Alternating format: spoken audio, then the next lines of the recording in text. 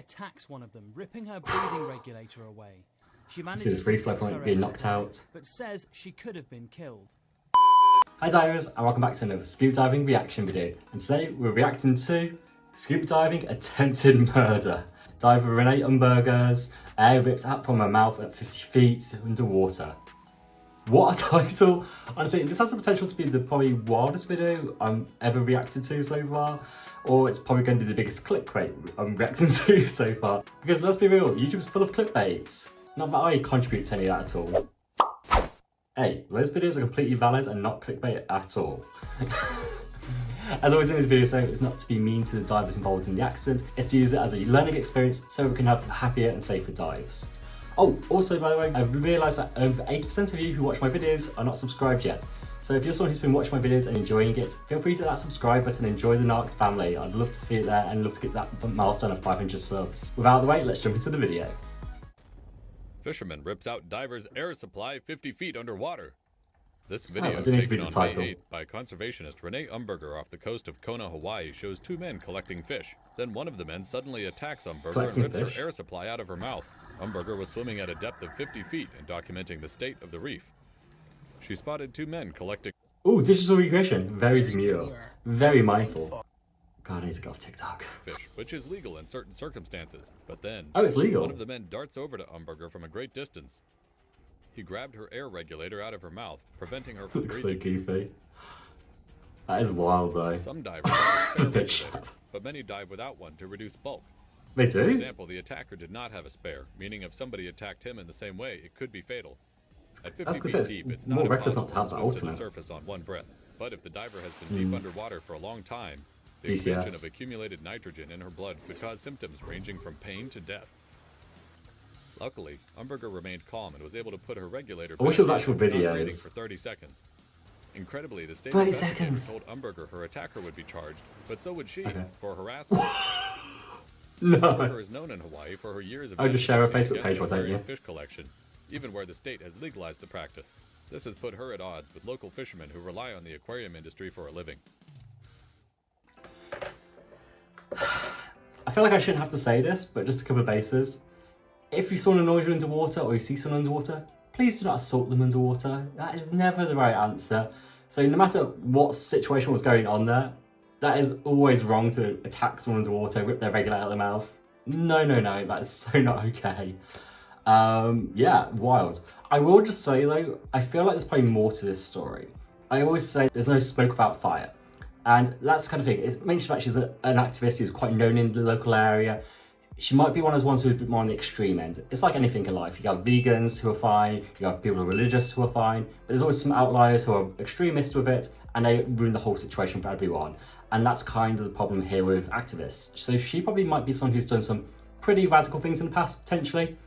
This diver recognised her and was like, this girl is not going to do anything to us, mess around with this situation. So before anything happened, they preemptively tried to scare her off, I guess, because I'm just going to be real, ripping someone's regulator out of the mouth, it's not going to kill them unless they freak out and do something stupid. If it's a competent diver, which by the sounds of things she was able to just do regular recovery, get the regulator back into her mouth and look after herself. But realistically speaking here, yeah, it feels very stupid just to do that. It's just assault, especially in America where you can definitely get sued for it sort of thing. People in America sue people for much less, so this is going to be one of those crazy ones where I'm just like, why did they do this? But I'm going to check if there's actually any more context I can find online to see if we can get more information about this. 2 hours later. So after a bit of digging, I found on the Sky News website, they've actually done an article about the same attack here. So we're just going to watch and see what they've done. Apparently got extra footage. So let's see how this goes and see if we can get a bit more information to understand what really went down here. 50 foot underwater and an unknown diver swims over to conservationists. Oh yeah, it's a proper video this Without warning, time. He attacks one of them, ripping her breathing regulator away. She manages See the free to flow fix from her it being exit knocked way, out. but says she could have been killed. This man needs to be arrested. I think this man needs to be arrested immediately for attempted murder. It After technically is fixing her attempted breathing murder if you regulator, choose underwater to this one. conservationists Lots of carries risks on involved. filming. Here, her attacker appears to make a threatening gesture. It's like a football hooligan going, you what mate, you what?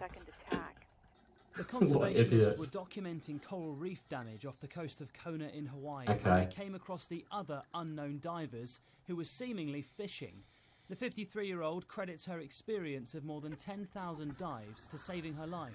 An inexperienced diver 10,000 dives? would likely panic, and either panic from the stress of the situation. And true, we've seen this before with divers when they've gotten out of air. Because their air source is missing and maybe they can't find it. Those incidents often lead to death. The victim says she knows who the suspect is and wants to press charges.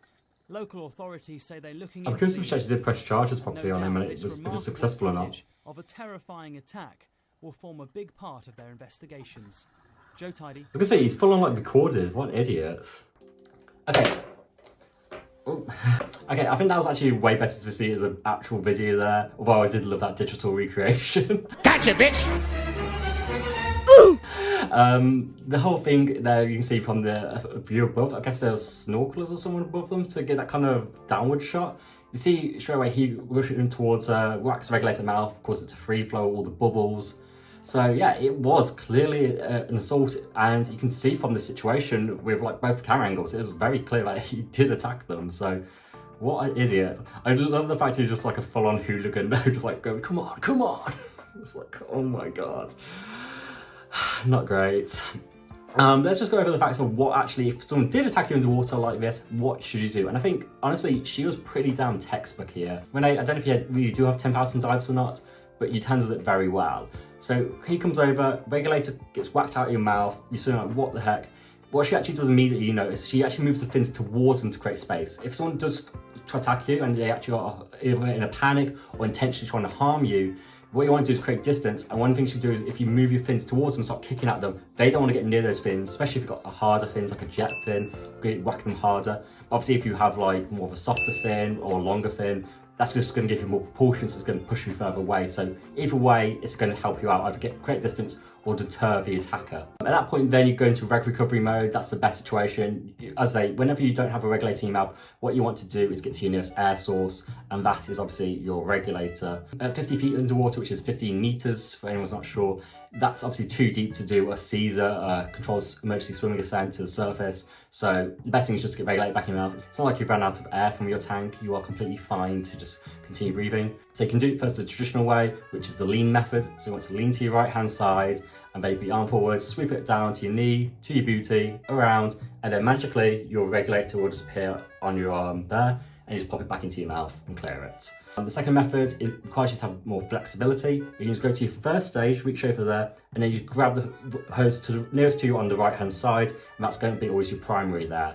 So you can just then swing it around into your mouth there and clear it, which is a lot faster than the first method. Obviously you do need to have the flexibility to do that one. And then the third option, which is taught I believe by Raid, is the switch to your alternate one. So it did mention that some of these divers did not have alternates. Typically you will have an alternate on a single tank configuration. So what you're going to do, instead of messing around trying to get your primary, you're just going to switch to your alternate, which is going to be in your triangle around your body. Grab that, put it into your mouth, and then when you've caught your breath, you can go to the previous two methods and get your primary back into your mouth that way. At that point then, as also say to end the dive, you don't want to be around someone who potentially might attack you again and whatnot. Obviously keep an eye on them. It's a bit like having a shark in the water, I guess.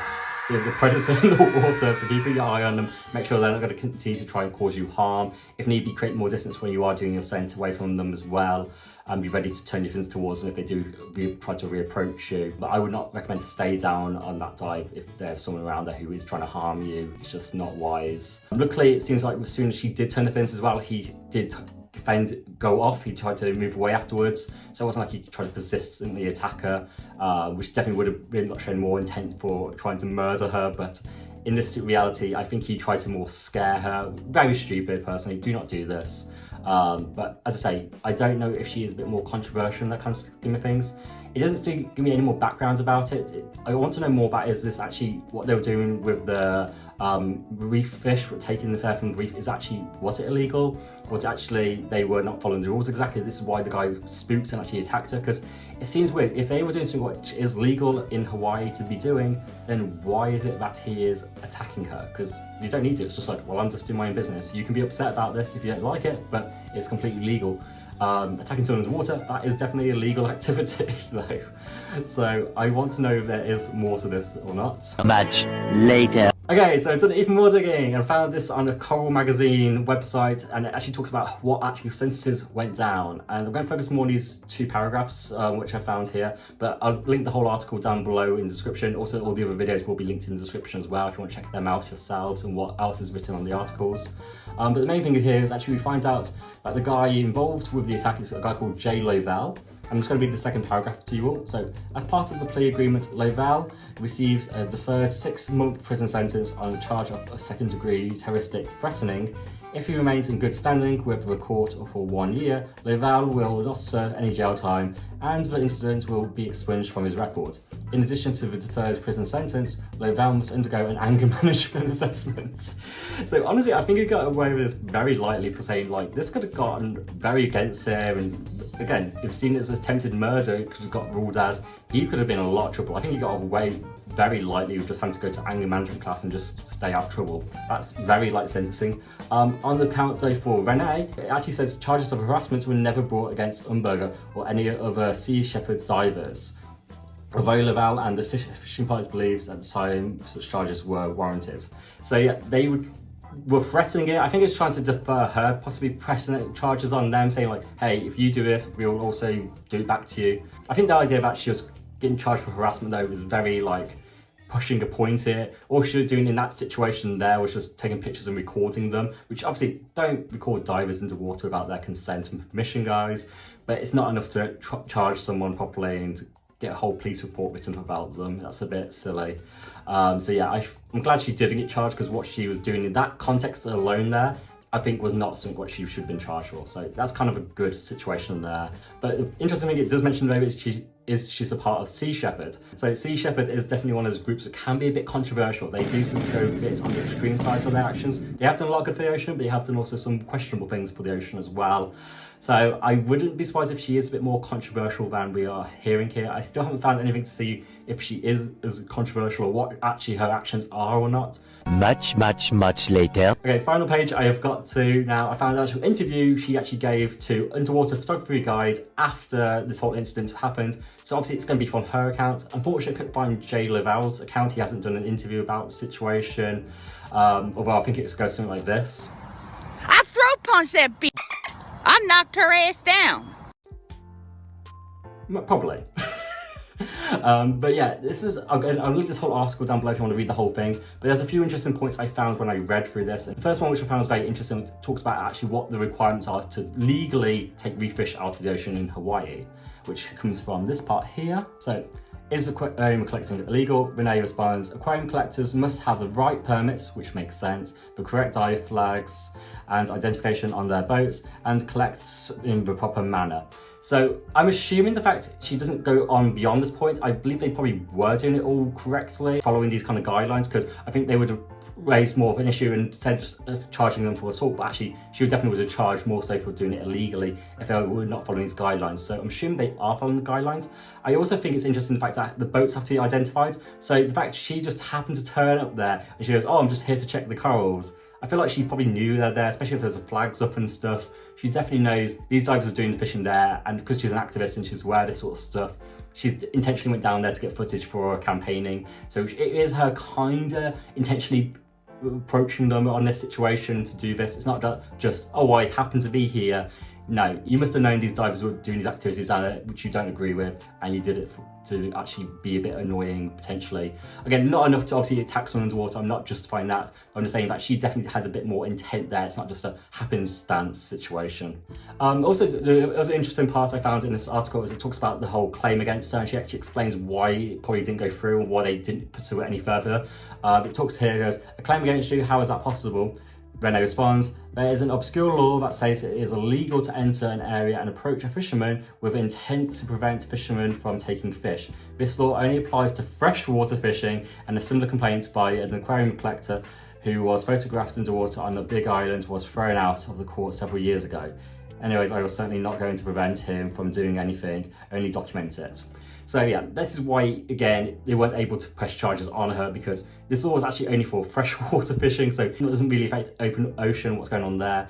And similarly, she wasn't actually doing anything to harm them or interfere with the activity, she was just documenting it. They couldn't really have any claim against her. So I'm kind of glad she didn't get sued, because I think that would have been really kind of obnoxious if she also got equally in trouble for this, even though she was the victim in that situation there. But yeah, I'm curious to know what your thoughts are. Do you think Rene was the victim here, or do you think she's a bit of a provoker causing issues?